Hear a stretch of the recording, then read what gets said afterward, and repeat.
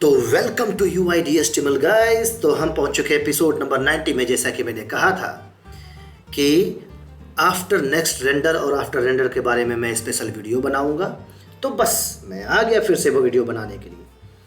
तो अब ये लेटेस्ट लाइफ साइकिल हुक है जो कि एंगुलर 17 तो नहीं कर सकते, उससे पहले ही कर सकते हैं, एंगुलर 16 से ही है। ओके, ये बहुत इंपॉर्टेंट है और बहुत वैल्यूबल भी है। और इसको अगर बहुत आसान तरीके से अगर बोलूँगा ना, तो आप कहोगे कि यार ये तो बड़े आसान है समझने में, लेकिन ठीक है। तो बाकी लाइफ साइकिल हुक की ज़रूरत क्यों है, ये सब भी आप क्वेश्चन रेज करोगे। ठीक है, चलिए थोड़ा सा इसको ओवरव्यू देते हैं, फिर कोड में जाके देखेंगे। After next render, after render, तो ये दो जो है, इसमें क्या है कि आपने एक तभी पढ़ा था ना, डॉक्यूमेंट रेडी, डॉक्यूमेंट या विंडो रेडी, उस तरह से आपने पढ़ा था ना, विंडो डॉट रेडी जावास्क्रिप्ट का है, डॉक्यूमेंट कंटेंट लोडेड, इस तरह का आपने पढ़ा था फंक्शन, राइट। जे क्वेरी में भी पढ़ा था। बस आप उसी तरीके से इसको लेके चलो। तो अब अगर कंपोनेंट को आप एक पूरा वेबसाइट का पेज मान के चलो, तो उस जगह पर क्या होता है कि कंपोनेंट में बहुत सारा चीज़ है, सर्विसेज हैं, थर्ड पार्टी लाइब्रेरीज है। मान लेते हैं एक चार्ट का आपको शो करना है पेज पर, तो चार्ट तो आप लोकल में, तो चलिए आप यहाँ इतने अच्छे तेज़ तर्रार कोडर हैं तो आप बैठ के चार्ट का पूरा लिखना शुरू कर दें। लेकिन कभी कभी जो बने बनाए कोड हैं उसको दोबारा बनाने से अच्छा है कि यूज़ किया जाए। हाँ, साइकिल बनी हुई है, सेम साइकिल बनाएंगे तो अच्छा नहीं है ना। हाँ, मान रहे हैं ना।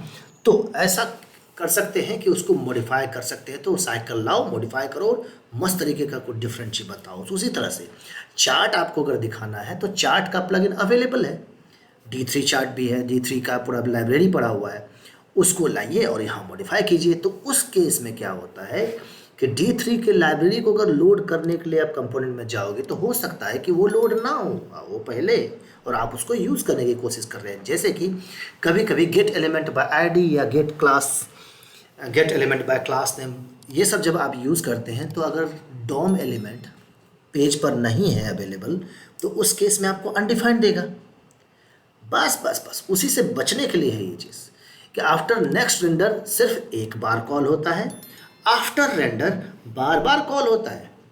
कभी कभी तो कन्फ्यूजन होगा कि आफ्टर नेक्स्ट रेंडर, नेक्स्ट मतलब अगला रेंडर तो बार बार होगा, नहीं, यहाँ उल्टा है।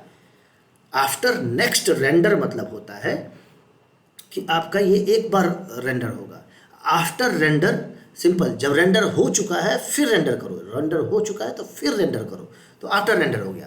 आफ्टर नेक्स्ट मतलब हो गया कि जब सब कुछ लोड हो चुका है तब नेक्स्ट में एक बार रेंडर करो। होप समझ चुके होंगे ये। तो चलिए इसी के बारे में हम जानने की कोशिश करते हैं और कोड में जाके देखते हैं कि कैसे काम करता है। और हाँ, इसका फुल डॉक्यूमेंटेशन मैं इसमें बताऊंगा ताकि आपको समझने में कोई दिक्कत ना हो। ठीक है, क्यों, कब यूज़ करना चाहिए, क्यों यूज़ करना चाहिए, कब यूज़ नहीं करना चाहिए, वगैरह वगैरह। चलिए कोड में और वहाँ जाके देखते हैं। ठीक है, ओके, तो पहुँच चुके हैं हम अपने कोड में। तो जैसा कि देख रहे हैं ये पुराना कोड ही है, बस उसमें एक मैंने चार्ट को ऐड कर दिया है, राइट, ताकि मैं आपको डिफरेंसेस बता सकूं कि एनजी आफ्टर व्यू इनिट और आफ्टर नेक्स्ट रेंडर, इन दोनों में डिफरेंस क्या है, कब यूज़ करना चाहिए और कैसे यूज़ करना चाहिए, राइट। तो चलिए मैं बताता हूँ क्या क्या चीज़ चेंज किए हैं। हालांकि चार्ट की अगर बात करूँ तो मैं अगर पैकेज जेसन में जाऊँ तो मैं एक नया प्लगइन इसमें इंक्लूड किया है जो कि हमारा है chart.js। ठीक है, इसके कुछ कॉन्फ़िगरेशंस हैं जो कि हमारे एज यहाँ पर आप देखेंगे, ये कुछ रजिस्ट्रेशन हमने किया है मैंने चार्ट के लिए ताकि हमारा चार्ट काम कर सके। चार्ट का वेरिएबल बनाया है और उस चार्ट के रेस्पेक्टिव डेटा है, कुछ कॉन्फ़िगरेशंस है और डेटा है जो हमारा यहाँ पर है, और इसके हिसाब से हमारे यहाँ डेटा आता है। तो अगर आपको लगता है कि चार्ट के बारे में जानना चाहिए तो प्लीज़ कमेंट बॉक्स में ज़रूर बताइए, मैं चार्ट के बारे में भी एक डेडिकेटेड वीडियो बताऊंगा। ठीक है, तो बस आपके कमेंट का इंतज़ार है। ओके, और हाँ, अगर वीडियो पसंद आएगा तो प्लीज़ हिट लाइक, सब्सक्राइब ये कर दीजिएगा, और थैंक्स बटन भी है, अगर डोनेट करना चाहते हैं तो आप कर सकते हैं, इट्स अप टू यू। तो चलिए अब ज़्यादा टाइम वेस्ट नहीं करते हैं, आते हैं हम अपने कोड पे।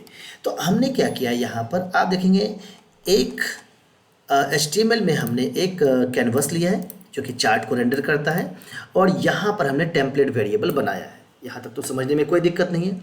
और इसी टेम्पलेट वेरिएबल को हम टीएस फाइल में एक्सेस करेंगे। तो कैसे करेंगे, बस टेम्पलेट वेरिएबल है तो हम व्यू चाइल्ड के थ्रू एक्सेस करेंगे। ठीक है, तो हमने व्यू चाइल्ड को यूज़ किया और वहाँ पे उसका हमने डाला कि ये HTML कैनवस एलिमेंट है। यहाँ तक मुझे लगता है समझने में कोई दिक्कत है, राइट, बहुत आसान। अब क्या सीन है कि जब व्यू चाइल्ड हमने यूज़ किया तो व्यू आफ्टर व्यू इनिट भी यूज़ करेंगे। तो चलिए हमने आफ्टर व्यू इनिट भी डाल दिया। इम्प्लीमेंट करने की ज़रूरत नहीं है, आपकी मर्जी, आप इम्प्लीमेंट कीजिए या ना कीजिए, जैसे कि इम्प्लीमेंट्स आफ्टर व्यू इनिट डाल दीजिए। ठीक है, जबकि ऑटोमेटिकली बिहाइंड द सीन काम करता है, फिर भी मैंने आपको बता दिया कि आप यहाँ डाल सकते हैं। ठीक है, तो यहाँ हमने क्या किया, आफ्टर व्यू इनिट का मैंने पहले चार्ट के पहले का मैंने ऑफसेट हाइट लिया है और इसके बाद इनिशियलाइज किया है, फिर बाद में उसका फाइनल हाइट लिया है। ओके, तो मैं यहाँ आ जाता हूँ, इंस्पेक्ट एलिमेंट में जाता हूँ, कंसोल में क्या चेक करता हूँ, पहले मैं इसको कंसोल को चेक्ड को हटा रहा हूँ। ठीक है, ताकि समझने में दिक्कत ना हो। ओके, तो आप देखेंगे क्या है, फर्स्ट टाइम ये 150 है, उसके बाद 235 है। ओके, कोई अगर मैं थोड़ा बड़ा कर दूँ, हाँ थोड़ा छोटा, ठीक है, ये 59 नंबर लाइन है और ये 61 नंबर लाइन। ठीक है, तो 59 नंबर लाइन हमारा ये है और 61 नंबर हमारा ये है। ठीक है, तो ये तो कर रहा है, बिल्कुल करेक्ट काम कर रहा है। उसी तरह आफ्टर चेक जो है ये आपको बार बार प्रिंट करेगा। ठीक है, तो ये लाइन नंबर हमारा 65 है, देखिए 65 नंबर हमारा बार बार आ रहा है। यहाँ तक कोई समझने में दिक्कत नहीं है, जो कि नॉर्मल सी बात है। तो अब हम आते हैं आफ्टर नेक्स्ट रेंडर। तो आफ्टर नेक्स्ट रेंडर को यूज़ करने के लिए क्या होता है, एक्चुअली आफ्टर नेक्स्ट रेंडर क्यों दिया गया है। सबसे पहला चीज़ है कि आफ्टर नेक्स्ट रेंडर के बारे में अगर मैं बताऊं तो जैसा आप पहले वेबसाइट में बताते थे window.onload। ओके, तो window.onload आप यूज़ करते थे jQuery का, तो उस केस में क्या होता था कि विंडो के ऊपर जितना भी स्क्रिप्ट था, CSS था, DOM एलिमेंट था, जितना भी था वो सब लोड होने के बाद वो स्क्रिप्ट रन होता था। करेक्ट, ये तो पक्का पता है। बस वही आपका यहाँ पे है after next render. After next render भी चेक करता है कि कंपोनेंट में जो टेम्पलेट है, जो ये डेटा है, वो तो रेंडर हुआ ही हुआ, लेकिन इसके बाद अगर कोई थर्ड पार्टी लाइब्रेरी इसके अंदर में यूज़ हुआ है, जैसे कि आपके यहाँ चार्ट यूज़ हुआ है थर्ड पार्टी लाइब्रेरी, क्योंकि अगर देखेंगे ये जो बार आ रहा है, ये जो नंबर्स आ रहे हैं, ये जो एनिमेशंस छोटे छोटे जो आ रहा है, वो एक्चुअली हमारे इस कंपोनेंट में तो है ही नहीं, वो तो कैनवास पर रेंडर हो रहा है। लेकिन ये आ कहाँ से रहा है, ये लाइब्रेरी से आ रहा है। तो लाइब्रेरी में इन सब चीज़ को लोड होने के बाद ही तो हाइट निकाला जाएगा। हाँ, राइट, एकदम करेक्ट बात है।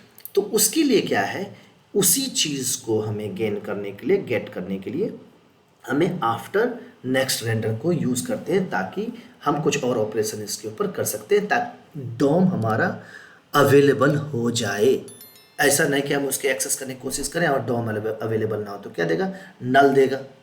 ठीक है, तो जैसे कि आपको अभी मैं यहाँ पे क्या करता हूँ, आफ्टर नेक्स्ट रेंडर यूज़ करके दिखाता हूँ। ठीक है, तो सबसे पहले आफ्टर नेक्स्ट रेंडर कहाँ यूज़ करते हैं, किसी कॉन्टेक्स्ट में। और कॉन्टेक्स्ट के बारे में अगर मैं बात करूँ तो पहले भी मैं सिग्नल के चैप्टर में बता चुका हूँ कॉन्टेक्स्ट क्या है। ठीक है, आप वहाँ भी जाके चेक कर सकते हैं। तो अब ये कंस्ट्रक्टर जो है ये एक कॉन्टेक्स्ट है। ठीक है, तो इस कॉन्टेक्स्ट में अगर हम लिखते हैं आफ्टर नेक्स्ट रेंडर और इसके अंदर में एक फंक्शन को हम रन करते हैं। ठीक है, और इसमें लिखते हैं हम क्या चीज़, ये console.log, ये आफ्टर व्यू यूनिट हटा देंगे और इसे मैं यहाँ डाल देता हूँ इधर। तो इसमें लिखते हैं आफ्टर नेक्स्ट रेंडर, तो आपको पता चलेगा कि डेटा क्या दे रहा है, वो कैसे दे रहा है, वो आप पता चल जाएगा। ठीक है, ओके, देखिए अब कहेंगे कि अरे यार ये तो 74 नंबर भी तो सही दे रहा है 235, और तो बस 64 नंबर भी 235 ही दे रहा है, तो डिफरेंसेस हैं कहाँ, है ना, दोनों तो 235 दिया इनिशियलाइज होने के बाद। देखिए गौर करने वाली बात है कि डिफरेंसेस इसके प्रिंटिंग जो है ना, कौन पहले प्रिंट किया कौन बाद में प्रिंट किया उस पर। तो देखिए 72 नंबर पहले आया, ठीक है, 74 नंबर बाद में आया, ठीक है, लेकिन 64 नंबर सबसे बाद में आया, ये सबसे बाद में आया। तो इससे आप क्या समझे कि 72 और 74 जब रेंडर हुआ तो ये कंप्लीट हो गया। ये कंप्लीट हुआ तो उसने चार्ट के कैनवास को ही टारगेट किया, ठीक है। जब कैनवास को टारगेट किया तो उसके अंदर में जितना था वो प्रिंट किया। अब इनिशियलाइज हो गया, कुछ डेटा इसके अंदर में आ गया, ठीक है। तो उसने क्या किया, हाइट को फिर से कैलकुलेट करवाया हमने एनजी आफ्टर व्यू यूनिट में, ठीक है। तो फाइनल हाइट उसने 235 दिया, लेकिन 64 नंबर लाइन अगर पहले है, कंस्ट्रक्टर में ही है, तो भाई 64 तो पहले आना चाहिए ना। बात मानते हैं कि नहीं? कंस्ट्रक्टर जब सबसे पहले रन होता है, अगर मैं लाइफ साइकिल हुक की बात करूं तो पहले मैंने इसके जस्ट पिछले बार चैप्टर में लाइफ साइकिल हुक के बारे में बात किया था। अगर मुझे डिटेल में वीडियो चाहिए तो बस पीछे वाला वीडियो जाकर देख लीजिएगा। अगर मैं यहाँ लिखूँ तो यहाँ पर लिखता हूँ कंस्ट्रक्टर कॉल्ड, प्लीज टाइपो पे नहीं जाइएगा, कंस्ट्रक्टर कॉल्ड, और इसी को मैं अगर करता हूँ इस जगह पर आफ्टर व्यू यूनिट में डाल देता हूँ view unit called, view unit called, तो क्या लगता है कौन सा पहले आएगा? ये देखिए, कंस्ट्रक्टर कॉल पहले हुआ लेकिन 65 नंबर बाद में आया, यानी कि ये पहले कॉल हुआ। ये जब पहले कॉल हुआ तो अगला लाइन तो ये प्रिंट करना चाहिए ना, नहीं किया। उसने किसको प्रिंट किया? व्यू यूनिट कॉल्ड, उसने इसको प्रिंट किया। उसके इसके अंदर का जितना डेटा था सबको प्रिंट किया, बाद में लास्ट में इसको प्रिंट किया। होप आप समझ रहे हैं क्या कहना चाह रहा हूँ। जो फाइनल था, तो जितने भी लाइफ साइकिल हुक इसके अंदर में होंगे वो सब कुछ रेंडर होने के बाद, डोम, अब यहाँ पे सारा ब्राउज़र पे पेंट होने के बाद, क्योंकि ब्राउज़र पे तो पेंटिंग होता है, सब कुछ आने के बाद ये कॉल होगा। तो होप विंडो डॉट ऑनलोड का कॉन्सेप्ट जो है आपको यहाँ फिट नज़र आता,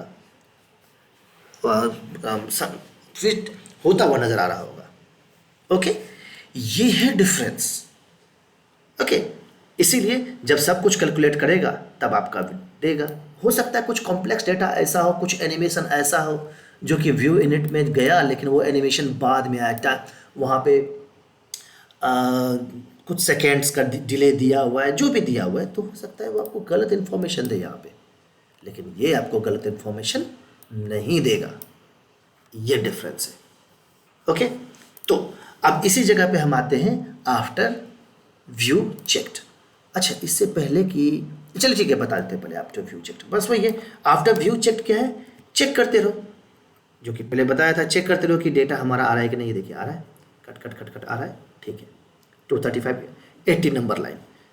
लेकिन अगर इसी चीज़ को मैं यहाँ पर आफ्टर रेंडर जो नेक्स्ट है उसको कॉल करूँ, आफ्टर रेंडर, ठीक है, यहाँ पर इसके अंदर का फंक्शन रन होगा।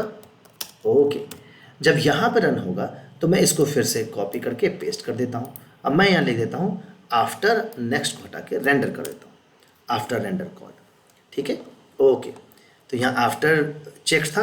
अब एक चीज़ आप देख रहे हैं, मैं इसको कैंसिल कर रहा हूँ, हटा रहा हूँ सब कुछ, ठीक है। अब मैं गया, ठीक से देखिए, लाइन नंबर 85 पहले कॉल हुआ, लास्ट के सिर्फ 2 दिखेगा क्योंकि वो तो रिपीट हुआ है। लास्ट में 85 पहले कॉल हुआ, 73 बाद में आया। सेम वे में 85 पहले कॉल हो गया लेकिन 73 बाद में आया। हो, जो बाद में आएगा तो करेक्ट डेटा लेके आएगा। ये डिफरेंस है इस जगह पर। ओके, और ये जो अब जो दूसरा चीज़ है बताने वाला हूँ कि आफ्टर नेक्स्ट रेंडर और आफ्टर रेंडर जो है वो एंगुलर का लाइफ साइकिल हुक नहीं है। कंपोनेंट के अंदर में जो लाइफ साइकिल वो नहीं है, ये टॉप लेवल फंक्शन है जो कि कोर से आता है। अगर आप यहाँ देखेंगे, ये आफ्टर नेक्स्ट रेंडर और नेक्स्ट रेंडर जो है ये कोर से आता है, ठीक है। आफ्टर व्यू यूनिट यहाँ पे डाले हैं, अगर इम्प्लीमेंट नहीं करेंगे इस जगह पर, अंडर द हुड इम्प्लीमेंट्स होगा तो आपको कोर से ही, लेकिन वो एंगुलर का अपना है, लाइफ साइकिल हुक है, ठीक है। लेकिन ये कोर फंक्शंस हैं जिसको कि आप कोर से ला करके, और फंक्शन ऑब्वियसली बात है टॉप लेवल है तो सबसे पहले प्रायोरिटी देगा उसको कि करेक्ट डेटा दे। ये है डिफरेंस इसमें। होप इस 11 मिनट के वीडियो में आप समझ गए होंगे कि क्या चीज़ मैं कहना चाह रहा हूँ। इसलिए जब आपको कोई एनिमेशन तैयार करना हो, कोई कॉम्प्लेक्स डेटा का हाइट विड्थ निकालना हो, जैसे ऑफसेट हाइट हमने निकाला था, आप यहाँ पे गेट ये बाउंडिंग क्लाइंट रेक्ट से एक्स एक्सिस वाई एक्सिस जो भी निकालना हो, तो वो आप करेक्ट डेटा इसके अंदर में निकालेंगे तो ज़्यादा ये फर्स्ट टाइम आपको इनिशियलाइज करके देगा और ये इसको आपको बार बार देगा। कई जगह पे आपको मिलेगा यहाँ पर फेजेस मिलेंगे। ये फेजेस, अगर मैं इसके अंदर में जाऊँ, जैसे फेजेस आपको यहाँ पे मिलेगा, लेकिन ये फेजेस अगर मैं लिखूँगा फेज, ये डेप्रिकेट हो चुका है, जो कि पहले हम लोग लगाते थे इस जगह पर, ठीक है। आफ्टर रेंडर ऑप्शंस फेज थे, डॉट रीड था, देखिए रीड था, अर्ली लोड था, मिक्स था, तो ये सब भी मैं बता देता हूँ, लेकिन डेप्रिकेट हो चुका है तो खैर लेकिन क्या करें, चले जब बताना है पूरा अच्छा नॉलेज देना है तो ये भी क्या पता पूछ ले आपको इंटरव्यू में। तो ये जो रेंडरिंग ऑप्शंस है ना, आप इसके अंदर में जाइए। जब इसके अंदर जाते हैं तो आपको यहाँ दिखेगा फेजेस, तो ये फेज़ के अंदर में क्या क्या चीज़ है, जब इसको आप क्लिक करके अंदर जाएंगे तो आपको ये फेज़ मिलेगा, अर्ली लोड राइट और मिक्स राइट। ये अब क्या कर दिया गया है कि ये अपने ऑर्डर के हिसाब से ही कॉल होगा। ये ऑर्डर मतलब सबसे पहले अर्ली रीड करेगा कि डॉम में डेटा है कि नहीं, उसका कोई भी कॉन्फ़िगरेशन कॉल किया गया है तो उसको कॉल करो, फिर राइट करो। अगर मान लिया कि कोई इन्फॉर्मेशन CSS से आपने हाइट वगैरह सेट कर दिया किसी डिव में, तो उसको रीड करेगा पहले, फिर उस पर्टिकुलर डिव में डालेगा। बटन पे क्लिक किया, हाइट बढ़ गया डिव का, तो पहले रीड करेगा कि बटन के क्लिक करने के बाद कितना हाइट इसके अंदर में जाना है, वो कैलकुलेट करेगा, फिर राइट में जाएगा। फिर उसके बाद ये है मिक्स वाला, रीड राइट बाय डिफ़ॉल्ट ये होता था, तो ये मिक्स है, ठीक है। तो जनरली बाय डिफ़ॉल्ट है तो राइट रीड भी करो, राइट भी कर दो, तुरंत करो, इसलिए वो चीज़ है। और खाली रीड करना है तो वो ऐसा है। तो रीड मतलब जब अप्लाई कर गया फिर रीड करो कि उसकी हाइट कितनी है। तो ये डेप्रिकेट हो चुका है, लेकिन फिर भी आपको इन्फॉर्मेशन मैंने दे दिया कि अब ये ऑटोमेटिकली बिहाइंड द सीन्स का जो भी होना है होता है, ठीक है। तो मैं इसको भी हटा देता हूँ, इससे एरर नहीं देगा, बट ठीक है, जब डेप्रिकेट हो चुका है तो ऑटोमेटिकली अंदर से काम करे तो हम क्या माथा लगाऊंगा, ठीक है। बट इन्फॉर्मेशन दे दिया आपको। तो सेम वे में अगर आफ्टर रेंडर में जाए तो ये भी हमारा वही रेंडर ऑप्शंस हैं, तो मुझे नहीं लगता है कि दिक्कत है। अब ये मैनुअल क्लीनअप है, जब ये मैनुअल क्लीनअप है तो आप मैनुअल क्लीनअप भी कर सकते हैं। अभी तो ऑटोमेटिकली क्लीन हो जाता है, जैसे कि इसके आफ्टर रेंडर के अंदर में कुछ जो भी डेटा है, जो भी बिहाइंड द सीन ये बार बार नहीं आ रहा है, ये देखो बार बार आ रहा है ना रेंडर का, तो वो आपके ब्राउज़र को लैग कर सकता है। तो आपको मैनुअल क्लीनअप अगर डाल देंगे तो आपको अनसब्सक्राइब करना पड़ेगा, क्लियर डॉट क्लियर है वो आपको करना पड़ेगा। ये तो मैंने पहले भी सिग्नल में बता चुका हूँ, तो प्लीज़ आप उसको देख लीजिएगा क्योंकि वीडियो थोड़ी ज़्यादा लंबी हो जाएगी। तो यहाँ तक तो हमने बता दिया। अब आते हैं कि क्या मैं इसे आफ्टर रेंडर और आफ्टर नेक्स्ट रेंडर वो कंस्ट्रक्टर में ही कॉल कर सकते हैं क्या? ये क्या पोथी पत्र में लिखा हुआ है क्या ऐसा ही करना है? नहीं, ये क्या है कि आप इसको एक इंजेक्शन कॉन्टेक्स्ट दे सकते हैं, जैसा कि आपको मैंने यहाँ पर दिखा। ये देखिए यहाँ पर इस जगह पर क्या है, ये इंजेक्टर है ना, तीन चीज़ था, ये डेप्रिकेट, अब यही दो चीज़ है। तो ये चीज़ क्या है कि इंजेक्टर आप खुद से भी डाल सकते हैं, यहाँ पे बना के डाल सकते हैं। अगर हमको ng on init पे कॉल करना हो तो ng on init पे अगर मैं जाऊँ और इसके अंदर में डायरेक्ट अगर मैं इसको कॉल करूँ तो मैं कॉपी करता हूँ और मैं यहाँ पे पेस्ट करता हूँ, सॉरी कॉपी करना है ना, कंट्रोल C, और ये कंट्रोल V कर दिया और इसको मैं कमेंट आउट कर देता हूँ, ठीक है, ठीक है, ओके। अब क्या दे देगा, एरर। देखिए एरर फेस कर दिया, कह रहा है कि आफ्टर नेक्स्ट रेंडर आपको किसी कॉन्टेक्स्ट में, इंजेक्शन कॉन्टेक्स्ट में ही यूज़ कर सकते हैं, such as constructor. Otherwise run injection context आप यूज़ करो, उसके अंदर में डाल दो। तो ये रन इंजेक्शन कॉन्टेक्स्ट क्या है, एक फंक्शन है और a function used with in run injection context. तो आप यहाँ पर एक तरीका तो ये है कि रन इंजेक्शन कॉन्टेक्स्ट डालिए, ये एक मेथड है, इसके अंदर में आप एक फंक्शन रन कीजिए, ठीक है, और इसके अंदर में जब आप इसको डाल देंगे, कट कीजिए और यहाँ डाल दीजिए, तब आप इसे ng on init पे भी इस्तेमाल कर सकते हैं। और इसको इंपोर्ट कीजिए प्लीज़, इंपोर्ट नहीं करेंगे तो कैसे आएगा, ठीक है, ओके। तो ये एरर दे रहा है, क्या दे रहा है एरर, ये कह रहा है दो आर्गुमेंट चाहिए पहला, ये तो देखते हैं कौन सा आर्गुमेंट चाहिए। रन इंजेक्शन कॉन्टेक्स्ट में जाते हैं तो पहला कह रहे अच्छा ये एक इंजेक्टर खोज रहा है, राइट, उसके बाद फंक्शन है, तो हम क्या करेंगे यहाँ पर एक इंजेक्टर बना लेंगे, ठीक है। तो इंजेक्टर कैसे बनाएंगे, यहाँ पर हम जाते हैं, वही इंजेक्टर जो था यहाँ पे करेंगे इंजेक्टर, ऐसे एक वेरिएबल बना दिए, आपकी मर्जी ABCD कुछ भी बनाइए, और इसमें हम डालते हैं क्या, इंजेक्ट, क्योंकि इंजेक्ट करना है, इंजेक्ट फंक्शन है जो कि कोर से आता है, राइट, यहाँ से कोर से आया, और इसमें क्या इंजेक्ट करना है, इंजेक्टर, ये भी कोर से आएगा, ठीक है, ये हो गया हमारा। अब इसी चीज को हम यहाँ करेंगे क्या, दिस डॉट इंजेक्टर, ये आ गया हमारा इंजेक्टर, कॉमा कर दिया, तो आई थिंक अब एरर नहीं देगा ये, ठीक है। देखिए सब कुछ खनाखन चल रहा है, मस्त। तो अब एक तो चीज़ ये हो गया कि आप रन इंजेक्शन कॉन्टेक्स्ट के थ्रू चला सकते हैं, ठीक है। अब ये इतना ज़्यादा लिखने में इंजेक्ट करने की बात आ रहा है तो थोड़ा सा अटपटा सा लग रहा होगा, लेकिन चलिए मैंने बता दिया कि आप ज़रूरी नहीं है कि कंस्ट्रक्टर में ही यूज़ करें, कंस्ट्रक्टर में कोई चीज़ नहीं, ऑटोमेटिकली कॉन्टेक्स्ट बन जाता है, तो आप इसको इस तरीके से यूज़ कर सकते हैं। तो क्या हमें बार बार रन इंजेक्शन कॉन्टेक्स्ट यूज़ करना ही पड़ेगा? ज़रूरी नहीं है कि आपको ये करना ही पड़े। चलिए जैसे मैं इसको कहता हूँ, कमेंट आउट कर देता हूँ। अब तो एरर फिर से देगा, ये यहाँ पर भड़क एरर दे देगा। यस, इसको अब कैसे सॉल्व करें, इंजेक्शन कैसे डालें? तो बस आफ्टर नेक्स्ट रेंडर में जब जाएंगे अंदर में, आपको यहाँ ऑप्शंस में जाते हैं तो आपको क्या मिलता है, वही चीज़, सेम चीज़ मिलता है, इंजेक्टर। तो आपको बस इसका जो फंक्शन है उसके ऑप्शंस में एक ऑब्जेक्ट बनाइए, ये ऑब्जेक्ट में डालिए यहाँ पर, या फिर ऑब्जेक्ट इंजेक्टर डालिए, इंजेक्टर कॉलन, अब दिस डॉट इंजेक्टर कर दीजिए,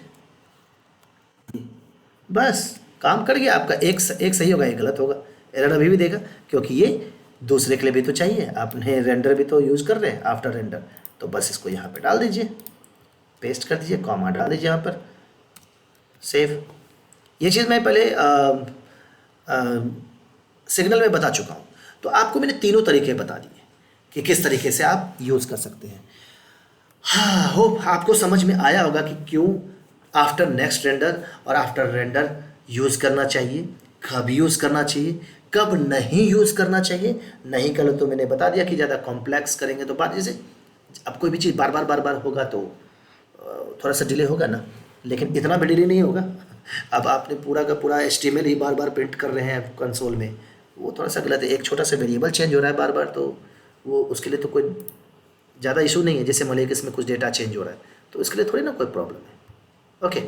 लेकिन पूरा HTML प्रिंट कर रहे हैं बार तो ब्राउज़र तो बार मेहनत करेगा, तो लगेगा थोड़ा टाइम उसको।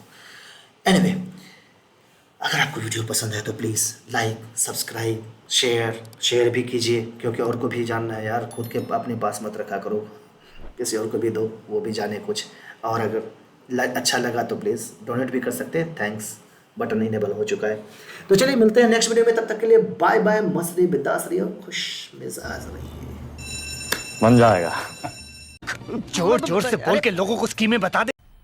मजा आया, और मैं ये जो मजा है हिंदुस्तान के हर व्यक्ति को देना चाहता हूं।